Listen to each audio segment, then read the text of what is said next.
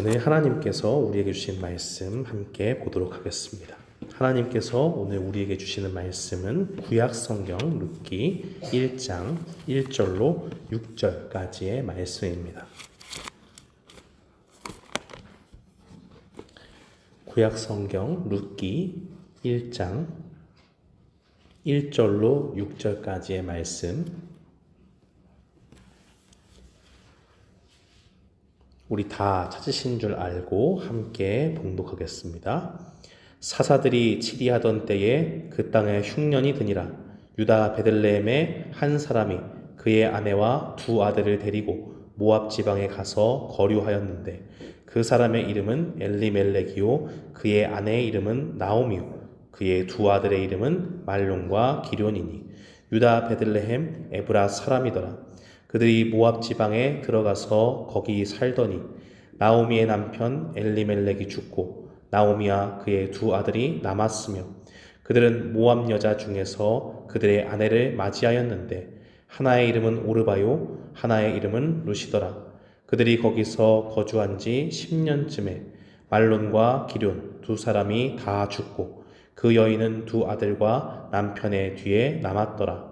그 여인이 모압 지방에서 여호와께서 자기 백성을 돌보시사 그들에게 양식을 주셨다 함을 듣고 이에 두 며느리와 함께 일어나 모압 지방에서 돌아오려 하여. 아멘. 이 시간 이강호 hon도사님 말씀 증거해 주시겠습니다.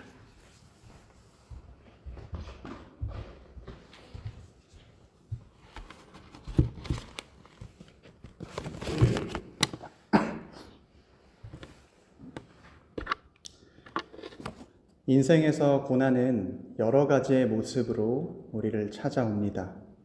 힘든 노동의 결과로 몸이 고되거나 또한 꼬리표처럼 따라다니는 가난과 궁핍, 이러한 모든 서러움이 그렇습니다. 또한 우리 육신의 질병으로부터 오는 고통이나 고난 또한 우리 가운데 늘 함께 있습니다. 관계에서 오는 시련과 역경 또한 마찬가지입니다. 나 혼자만의 어려움이 아니라 다른 사람과의 관계에서 오는 고난은 아주 견디기 어렵습니다. 이렇게 온갖 수고와 어려움을 다 포함할 수 있는 말이 바로 고난입니다. 고난은 또한 두 가지의 형태로 분류할 수가 있는데, 먼저는 나의 잘못으로 인해 겪게 되는 형벌적인 고난입니다. 잘못을 저질러서 죄에 합당한 형벌을 받는 것이지요. 이런 고난은 비록 고통스럽더라도 나의 잘못이 있기에 조금은 견딜만 하고 조금은 버틸만 합니다. 하지만 우리 삶에는 나의 잘못과 관계없이 주어지는 고난도 있습니다. 뜨거운 물이 쏟아져서 나의 전신에 화상을 입을 때가 있고, 그런 분이 계시고, 또 음주운전자의 실수로 범죄로 사고를 당하시는 분이 계시며, 국가 간의 전쟁으로 인해 삶이 피폐해지는 분들이 있으며, 사랑하는 사람을 먼저 떠나보내야 하는 엄청난 고난 가운데 있는 분도 계십니다.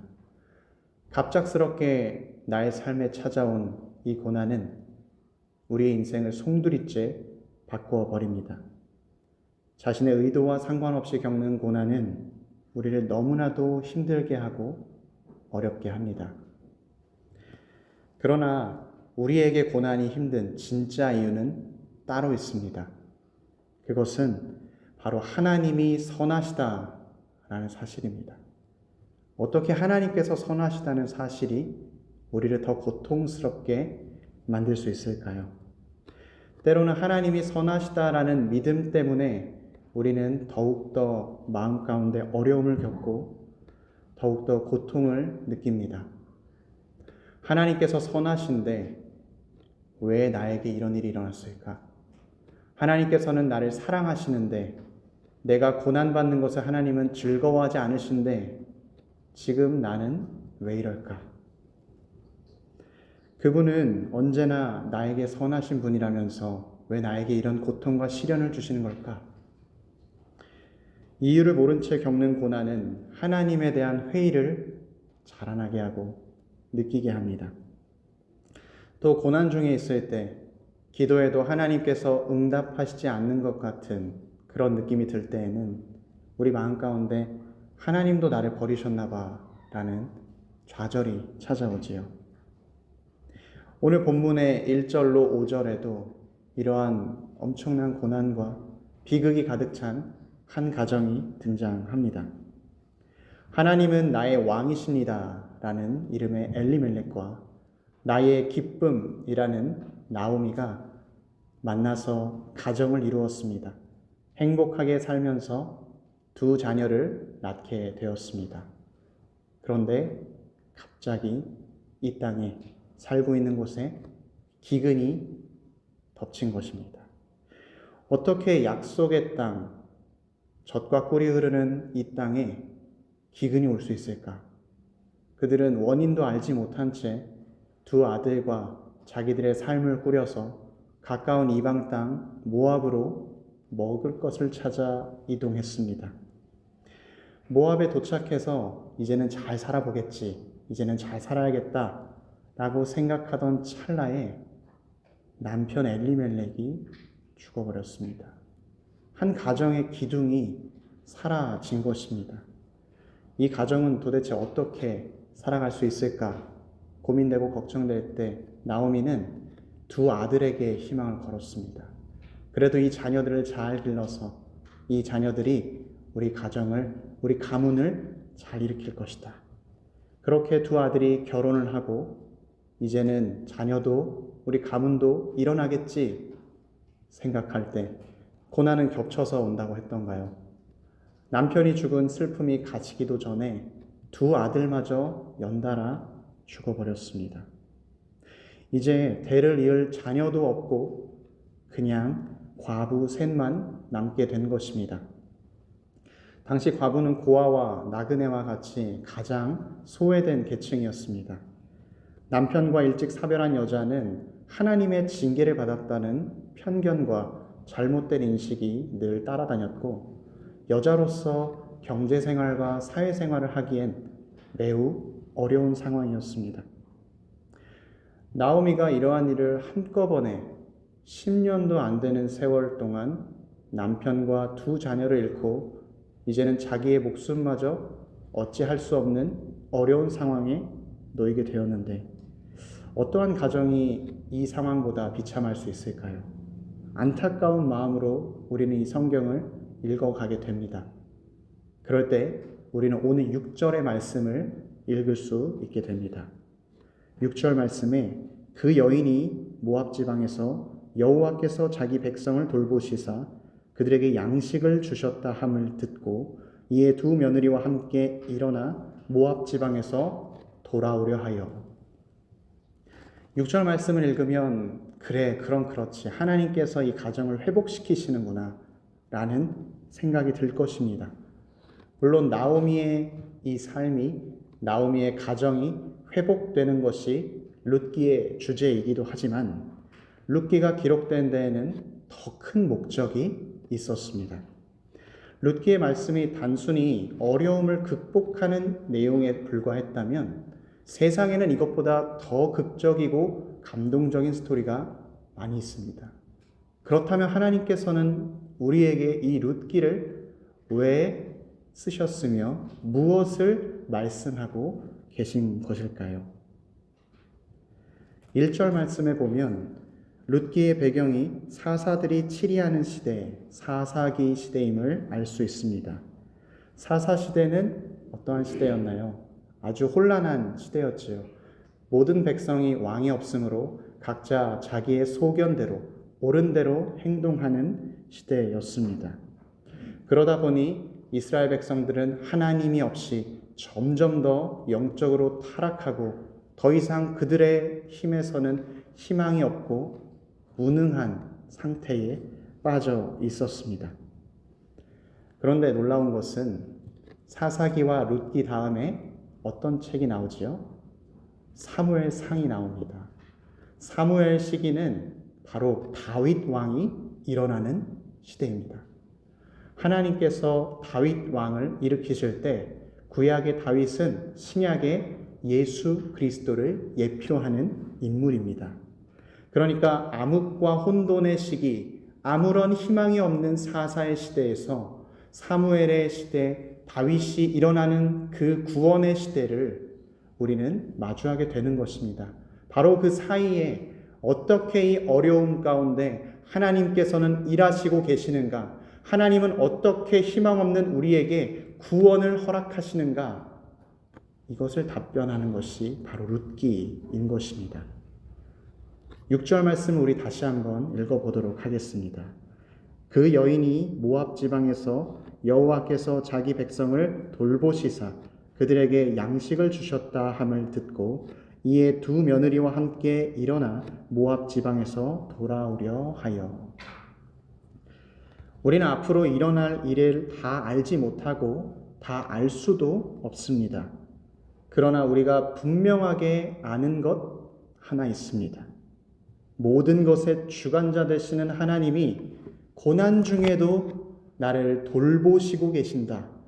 이 사실입니다.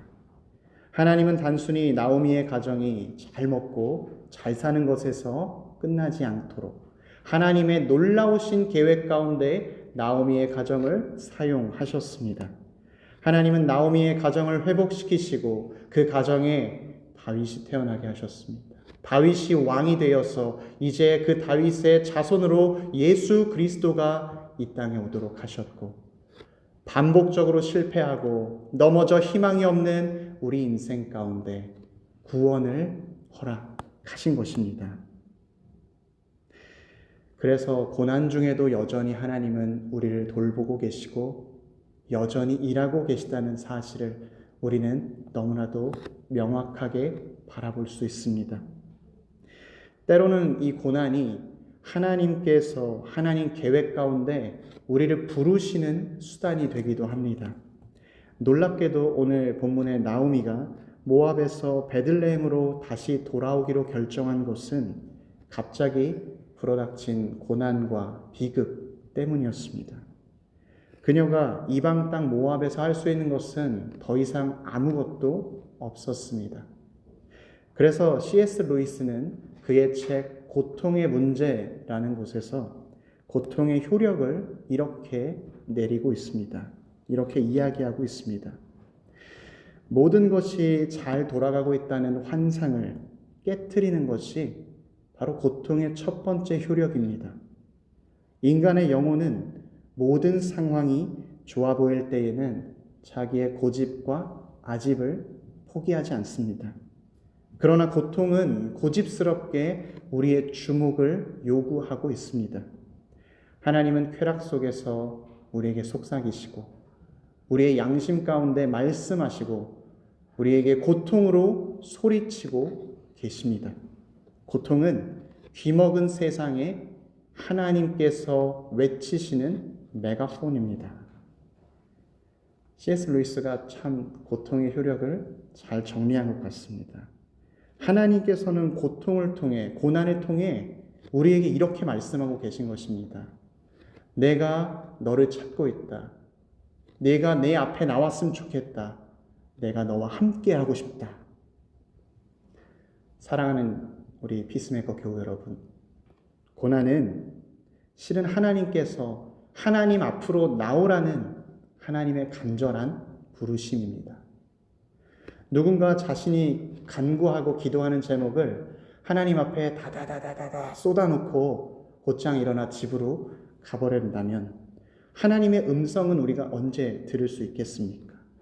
하나님, 왜 제 기도에는 응답하지 않으십니까? 하나님 앞에 간절히 매달리고 하나님 앞에 엎드릴 때 하나님께서는 이제야 내가 너와 이야기할 수 있게 되었구나.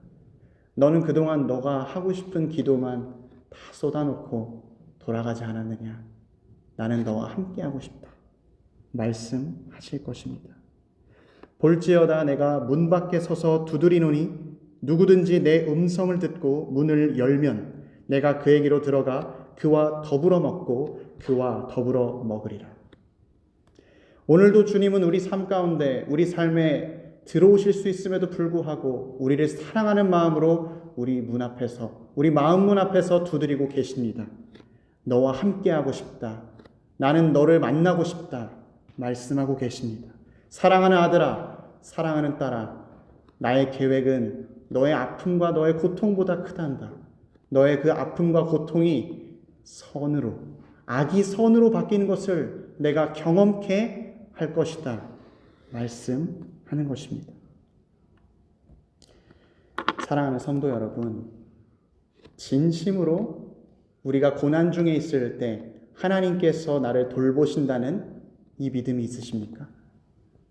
고난 중에 하나님께서 진실로 나를 돌보신다는 믿음이 있는 사람은 내게로 오라 라는 하나님의 말씀에 반응하여 돌아가는 사람입니다. 돌아옴이 곧 믿음입니다. 흔히들 사람들은 주님을 떠나는 것이 아니고 주님께 붙어 있고 주님의 말씀을 기다리는 것이 믿음이라고 말합니다.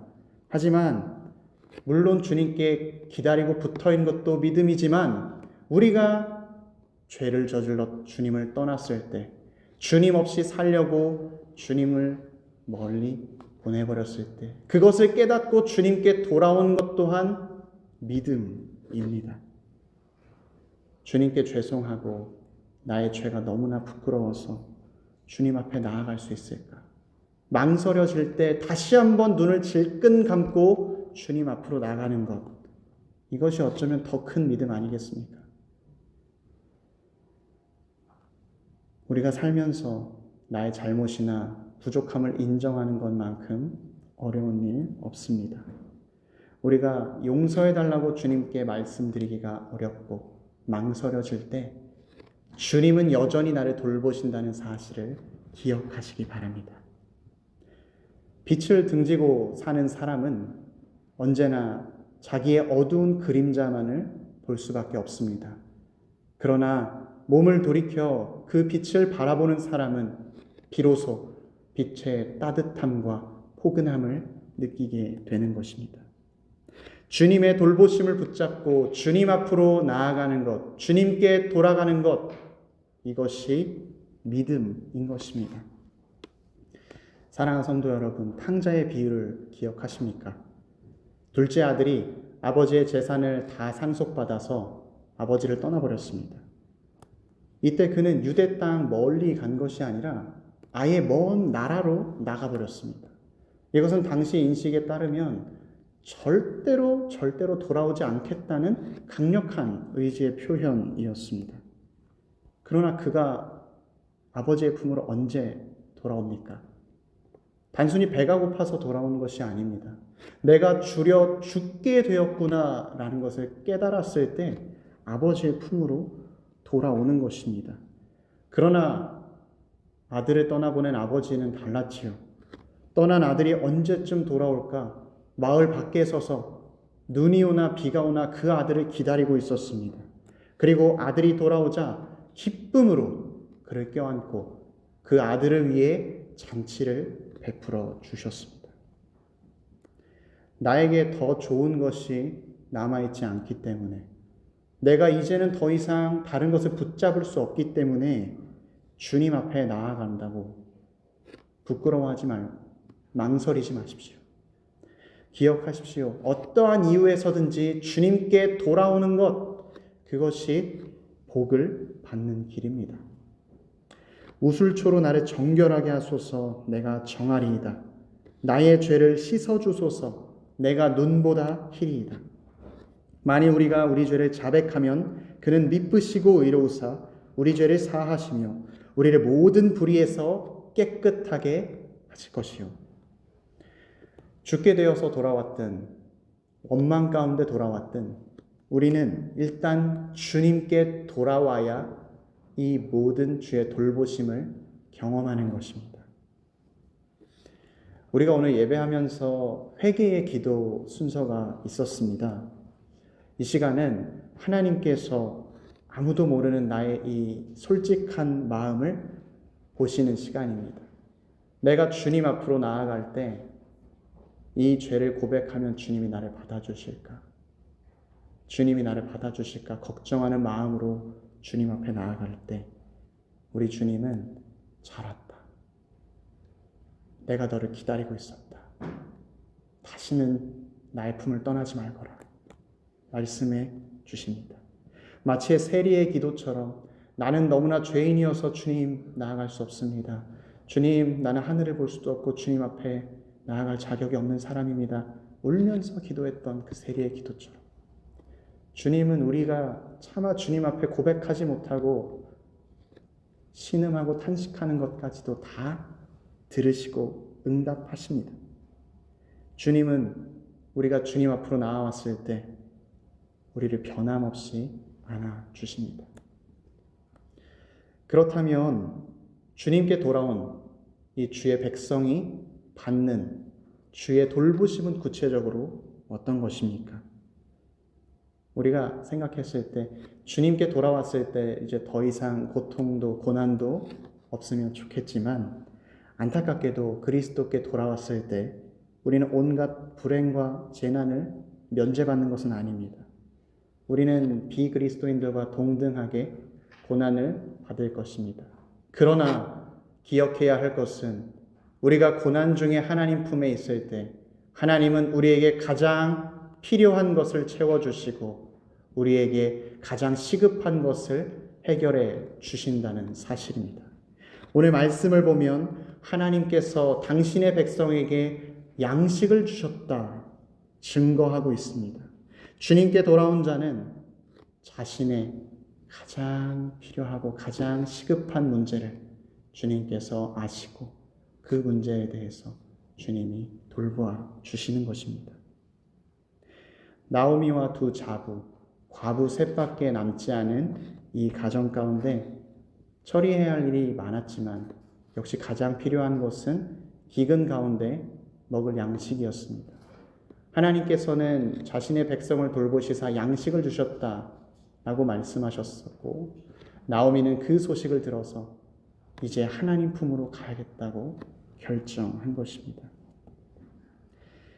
사랑하는 성도 여러분, 우리가 주님께 돌아갈 때 우리 주님께서는 우리에게 가장 필요한 일용할 양식을 우리에게 허락하십니다. 우리가 배고플 때면 우리에게 먹을 것을 허락하십니다. 우리가 목마를 때에는 우리에게 마실 물을 허락하십니다.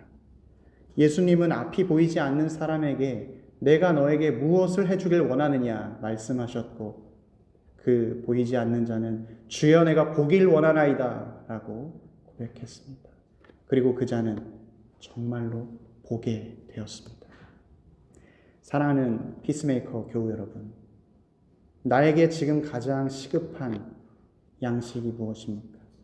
나에게 가장 필요한 이 예배의 자리에 나오기 전까지 나의 마음 가운데 나를 무겁게 짓눌렀던 문제는 무엇입니까? 이 시간 주님 앞에 나아오십시오. 우리 주님의 돌보심을 경험하십시오. 기근으로 고통당할 때 자기 백성을 먹이시고 돌보시는 우리 하나님이 우리에게도 동일하게 역사하십니다. 감사하게도 우리는 구약의 백성보다 이 사실을 더욱더 선명하게 경험할 수가 있습니다. 주님의 돌보심이 우리에게 얼마나 큰지 우리는 언제 경험합니까? 살아계신 예수 그리스도께서 자신 스스로가 생명의 떡이 되어 이 땅에 오셨습니다. 하나님은 자신의 몸을 찢어 우리의 떡이 되기 위해서 이 땅에 육신을 입고 오신 것입니다. 스스로 생명의 양식이 되어서 우리에게 자신을 내어주십니다. 그래서 우리는 성찬을 통해서 예배를 통해서 생명의 떡이 되신 예수 그리스도를 맛보고 예수 그리스도와 함께 살아가는 것입니다. 성찬을 받을 때마다 우리가 예배에 참석하는 순간마다 하나님이 나와 함께 하신다, 하나님이 나를 돌보고 계신다 라는 응답을 받고 있는 것입니다. 마음속에 어려움이 있을 때 우리 망설이지 말고 주님 앞으로 나아갑시다. 주님 앞으로 나아갈 때 주의 사랑과 긍휼을 경험하게 될 것이고 주님께서 세밀하게 역사하셔서 나에게 가장 시급한 필요를 만져 주실 것입니다. 그래서 혼란의 시대, 사사 시대를 넘어서 구원이 들리는 사무엘의 시대로 나아가게 될 것입니다. 우리가 혼란한 시대를 넘어서 구원의 시대로 나아가는 그 첫 번째 단계는 바로 오늘 말씀에서 증거하듯이 주님 앞으로 나아가는 것입니다. 떠났던 곳에서 내가 가야 할 곳으로 가는 것, 내가 궁극적으로 나아가야 할 곳은 나에게 양식을 주시는 하나님의 품입니다. 이 사실을 믿고 오늘도 끊임없이 주님 앞으로 나아가는 저와 여러분 되기를 축원합니다. 함께 기도하겠습니다.